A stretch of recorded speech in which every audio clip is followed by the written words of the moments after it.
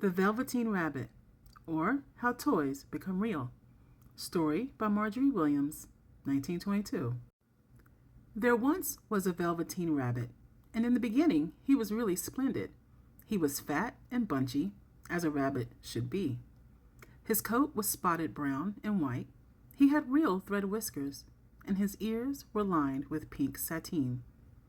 On Christmas morning, when he sat wedged in the top of the boy's stocking, with a sprig of holly between his paws, the effect was charming. There were other things in the stocking, nuts and oranges and a toy engine, and chocolate almonds and a clockwork mouse, but the rabbit was quite the best of all. For at least 2 hours the boy loved him, and then aunts and uncles came to dinner, and there was a great rustling of tissue paper and unwrapping of parcels, and in the excitement of looking at all the new presents, the Velveteen Rabbit was forgotten. For a long time, he lived in the toy cupboard or on the nursery floor, and no one thought very much about him. He was naturally shy, and being only made of velveteen, some of the more expensive toys quite snubbed him.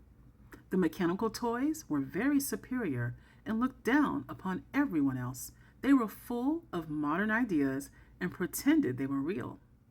The model boat, who had lived through 2 seasons and lost most of his paint, caught the tone from them and never missed an opportunity of referring to his rigging in technical terms.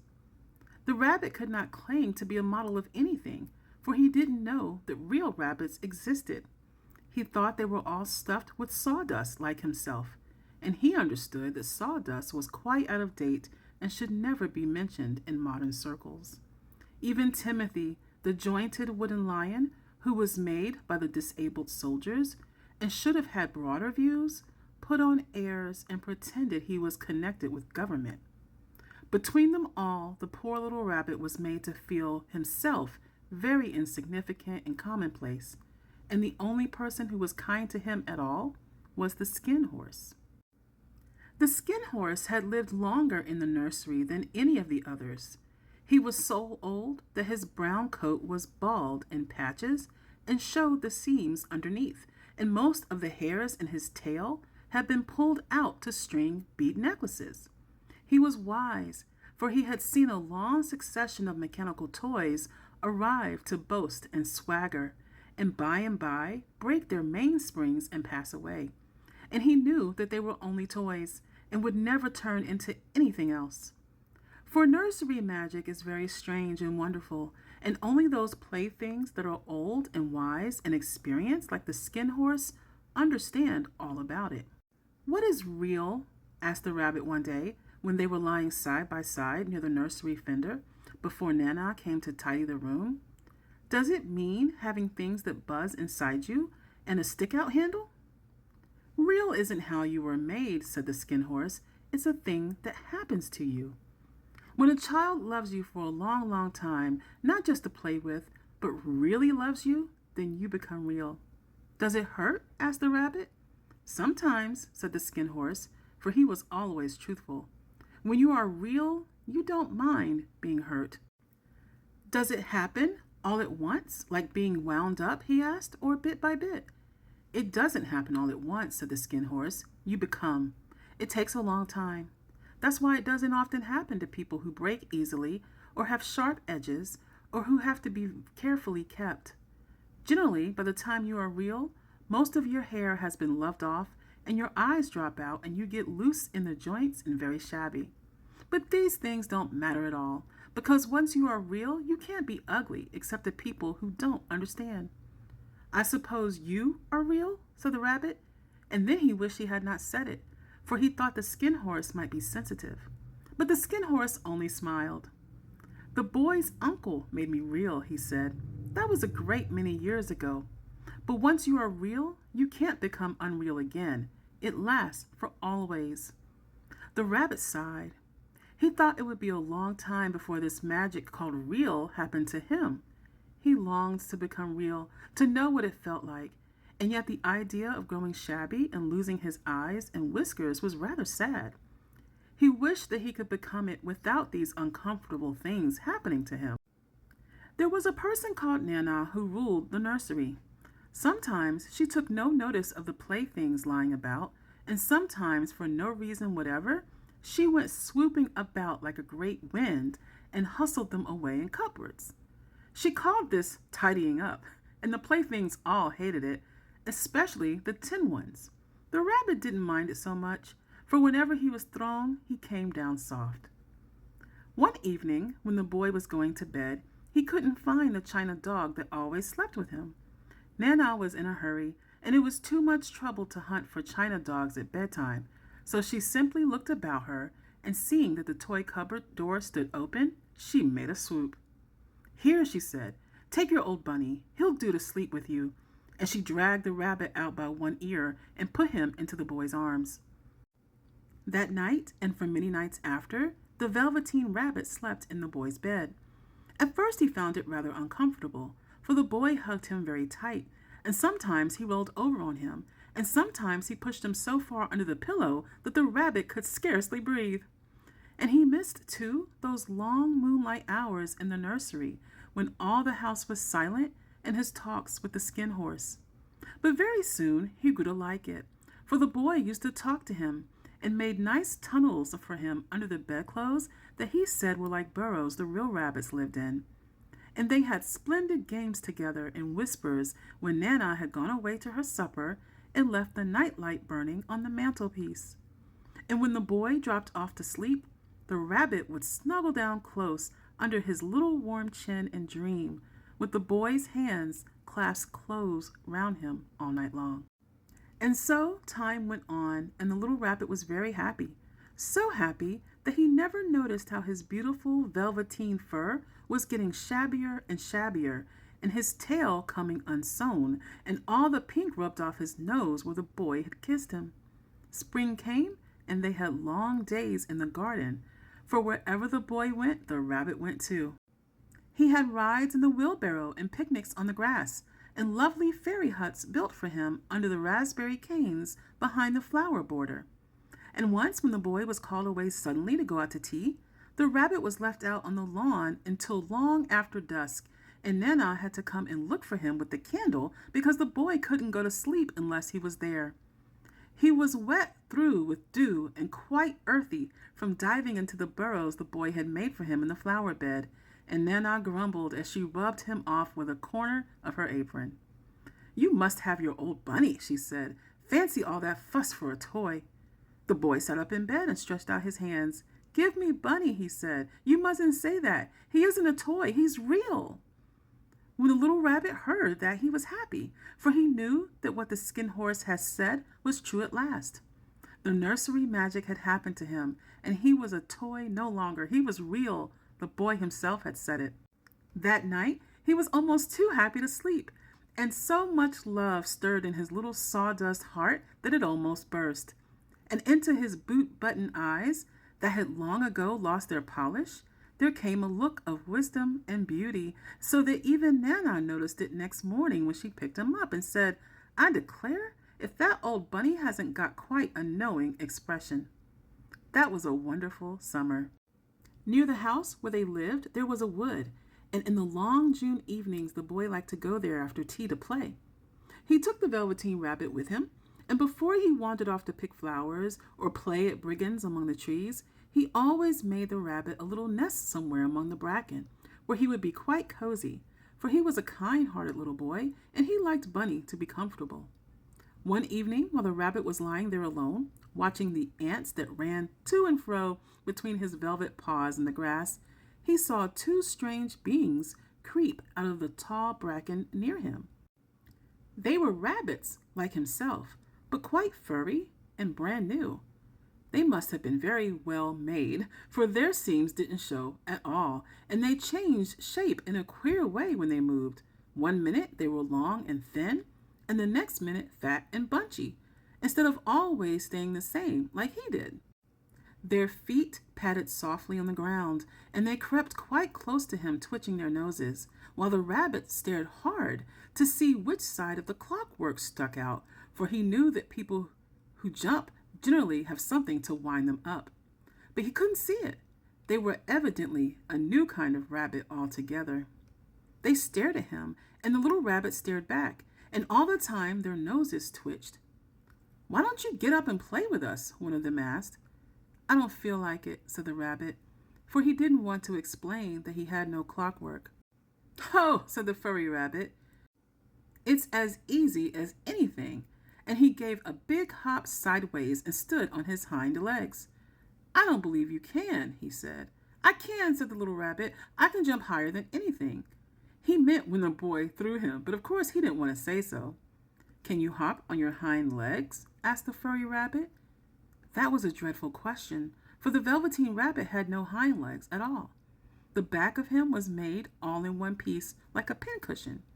He sat still in the bracken and hoped that the other rabbits wouldn't notice. "I don't want to," he said again.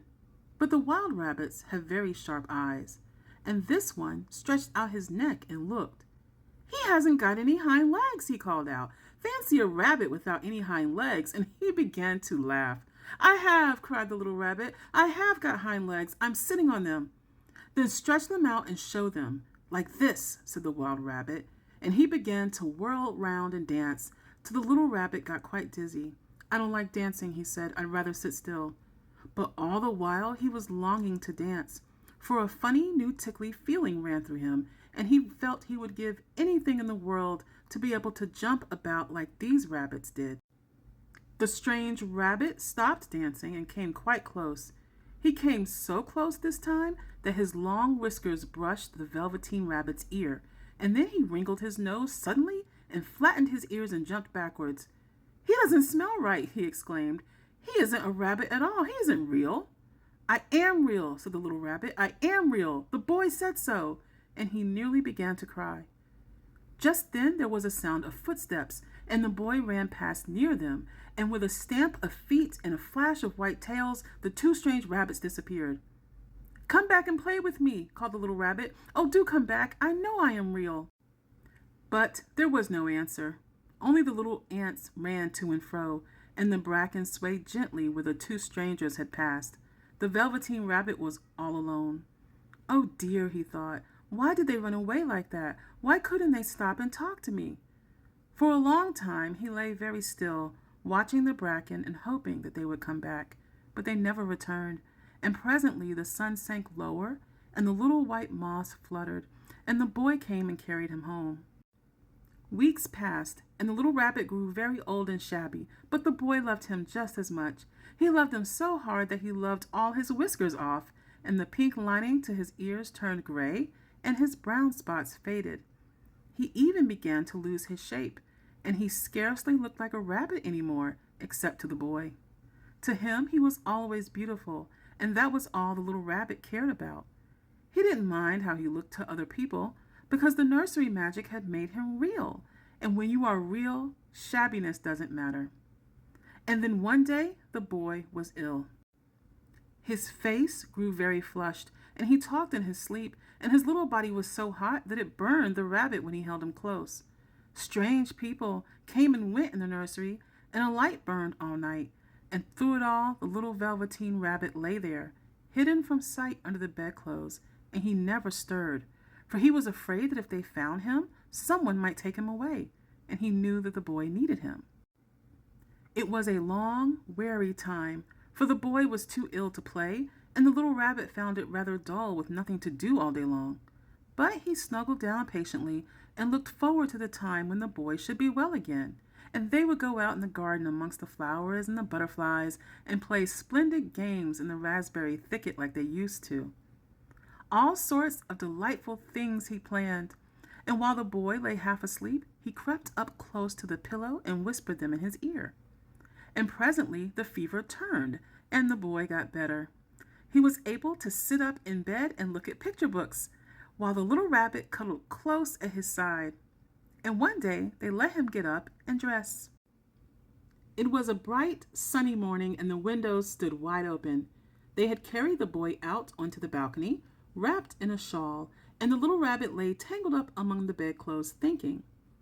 The boy was going to the seaside tomorrow. Everything was arranged, and now it only remained to carry out the doctor's orders. They talked about it all while the little rabbit lay under the bedclothes with just his head peeping out and listened. The room was to be disinfected, and all the books and toys that the boy had played with in bed must be burnt. Hurrah, thought the little rabbit. Tomorrow we shall go to the seaside. For the boy had often talked of the seaside, and he wanted very much to see the big waves coming in and the tiny crabs and the sand castles. Just then, Nana caught sight of him. "How about this old bunny?" she asked. "That?" said the doctor. "Why, it's a mask of scarlet fever germs. Burn it at once." "What? Nonsense. Get him a new one. He mustn't have that any more."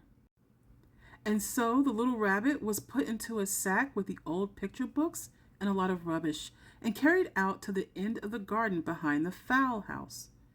That was a fine place to make a bonfire, only the gardener was too busy just then to attend to it. He had the potatoes to dig and the green peas to gather, but next morning he promised to come quite early and burn the whole lot. That night the boy slept in a different bedroom, and he had a new bunny to sleep with him. It was a splendid bunny, all white plush with real glass eyes, but the boy was too excited to care very much about it, for tomorrow he was going to the seaside, and that in itself was such a wonderful thing that he could think of nothing else. And while the boy was asleep, dreaming of the seaside, the little rabbit lay among the picture books in the corner behind the fowl house, and he felt very lonely. The sack had been left untied, and so by wriggling a bit, he was able to get his head through the opening and look out. He was shivering a little, for he had always been used to sleeping in a proper bed, and by this time his coat had worn so thin and threadbare from hugging that it was no longer any protection to him. Nearby he could see the thicket of raspberry canes growing tall and close like a tropical jungle, in whose shadow he had played with the boy on bygone mornings. He thought of those long sunlit hours in the garden, how happy they were, and a great sadness came over him. He seemed to see them all pass before him, each more beautiful than the other, the fairy huts in the flower bed, the quiet evenings in the wood when he lay in the bracken and the little ants ran over his paws, the wonderful day when he first knew that he was real. He thought of the skin horse, so wise and gentle, and all that he had told him. Of what use was it to be loved and lose one's beauty and become real if it all ended like this? And a tear, a real tear, trickled down his little shabby velvet nose and fell to the ground. And then a strange thing happened. For where the tear had fallen, a flower grew out of the ground, a mysterious flower, not at all like any that grew in the garden. It had slender green leaves, the color of emeralds, and in the center of the leaves a blossom like a golden cup. It was so beautiful that the little rabbit forgot to cry, and just lay there watching it. And presently the blossom opened, and out of it there stepped a fairy. She was quite the loveliest fairy in the whole world. Her dress was of pearl and dewdrops, and there were flowers round her neck and in her hair, and her face was the most perfect flower of all. And she came close to the little rabbit and gathered him up in her arms and kissed him on his velveteen nose that was all damp from crying. "Little rabbit," she said, "don't you know who I am?" The rabbit looked up at her, and it seemed to him that he had seen her face before, but he couldn't think where. "I am the nursery magic fairy," she said. "I take care of all the playthings that the children have loved. When they are old and worn out and the children don't need them anymore, then I come and take them away with me and turn them into real." "Wasn't I real before?" asked the little rabbit. "You were real to the boy," the fairy said, "because he loved you. Now you shall be real to everyone." And she held the little rabbit close in her arms and flew with him into the wood. It was light now, for the moon had risen. All the forest was beautiful, and the fronds of the bracken shone like frosted silver. In the open glade between the tree trunks, the wild rabbits danced with their shadows on the velvet grass. But when they saw the fairy, they all stopped dancing and stood round in a ring to stare at her. "I've brought you a new playfellow," the fairy said. "You must be very kind to him and teach him all he needs to know in Rabbitland, for he is going to live with you forever and ever." And she kissed the little rabbit again and put him down on the grass. "Run and play, little rabbit," she said. But the little rabbit sat quite still for a moment and never moved, For when he saw all the wild rabbits dancing around him, he suddenly remembered about his hind legs, and he didn't want them to see that he was made all in one piece. He did not know that when the fairy kissed him the last time, she had changed him altogether, and he might have sat there a long time, too shy to move, if just then something hadn't tickled his nose, and before he thought what he was doing, he lifted his hind toe to scratch it. And he found that he actually had hind legs. Instead of dingy velveteen, he had brown fur, soft and shiny. His ears twitched by themselves, and his whiskers were so long that they brushed the grass. He gave one leap, and the joy of using those hind legs was so great that he went springing about the turf on them, jumping sideways and whirling around as the others did, and he grew so excited that when at last he did stop to look for the fairy, she had gone. He was a real rabbit at last, at home with the other rabbits. Autumn passed and winter, and in the spring, when the days grew warm and sunny, the boy went out to play in the wood behind the house. And while he was playing, 2 rabbits crept out from the bracken and peeped to him. One of them was brown all over, but the other had strange markings under his fur, as though long ago he had been spotted, and the spots still showed through. And about his little soft nose and his round black eyes, there was something familiar, so that the boy thought to himself, "Why, he looks just like my old bunny that was lost when I had scarlet fever." But he never knew that it really was his own bunny, come back to look at the child who had first helped him to be real.